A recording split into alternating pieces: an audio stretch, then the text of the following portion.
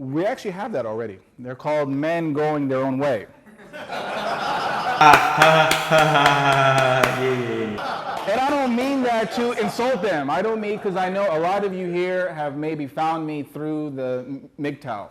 But they kind of want to give up. You know, avoidance is actually one of the best means of conflict resolution. If avoidance doesn't work, then you should try another means of conflict resolution. But if it does work, that's good enough. They want to, okay, I don't want to work to get laid. I don't want to approach because it's gynocentric out there. Man, MGTOW aren't fundamentally opposed to approaching women or having sex with women. Most MGTOW ain't got a problem with it. They just say, make sure that you're protected, make sure that you're careful and you don't get sperm jacked. Fundamentally, the MGTOW is against marriage. So I'm going to shame you if you try to get laid. You can't get laid. No, don't do it, you know? That is a fucking blatant lie. I participate in a lot of MGTOW manosphere communities. I've seen a lot of MGTOW content and articles. I've never ever seen that happen, right? Never. I mean, you might get people who criticize men for getting married or cohabitating with a woman. But I've never ever seen a MGTOW shame other man for having sex with a woman. Like, that's just a blatant fucking lie. So I think, look, they don't understand that the sex drive for men is very strong. Oh, actually, I think we do. I think most men understand. I think most people understand that, bro. I think that's pretty fucking common knowledge. I believe the sex drive of all the men in the world is greater than the nuclear bombs that we have. I mean, it's really strong. I'm sure you have slept with a girl that you wish you did not because you were just horny. You know, we all have that story. But, oh, what have I done?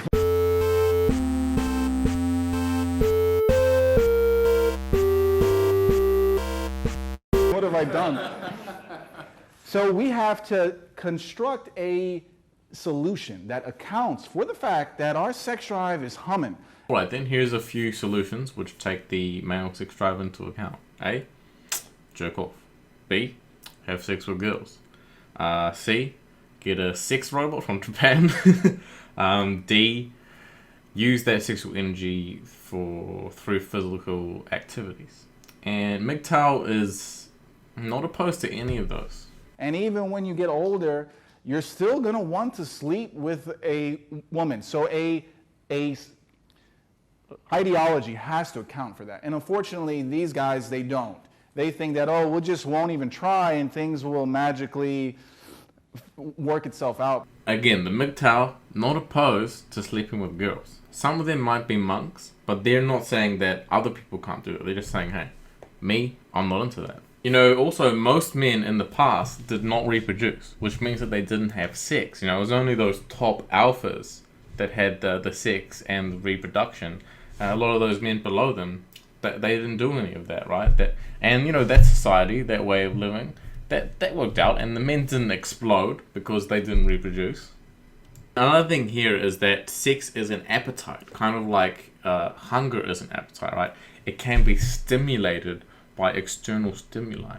And in the modern world, okay, people always talking about women are objectified, but the fact is that from a very young age, men are exposed to these images on a constant basis of, you know, the female body, and men are very visual, right? We're visual. And this stimulates the sexual appetite of men. So in fact, although men do have a high sex drive, it's actually artificially inflamed in the modern day.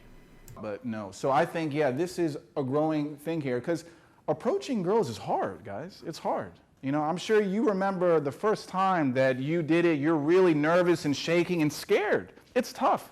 It's not a natural thing to go up to a girl that you don't know. It's just not. And to do it again and again, the girls, they treat you like dirt here. You know, it's like when you go up to her, she tries to be as rude as possible, and it does hurt. So you have to develop what? A shield. You have to say, oh, fuck her, it's her loss. And you have to do that. If you are doing something and you're putting a lot of effort and energy into it, but you're getting limited reward and limited value, then why not do something else with your energies and efforts that's going to provide more value, more return, more reward for your life? It only makes sense, bro. It's fucking common sense. So I think the way I structure my own life is I say, what is the harder option? And I take the harder option because I'm probably going to learn something. I'm probably going to become a stronger man. So if you're taking the option that involves sitting down and not doing anything, you're probably not going to get a lot out of that. It's very true that impediments in life can help us grow, right? You encounter problems, you endure suffering, and it's a means of self-development.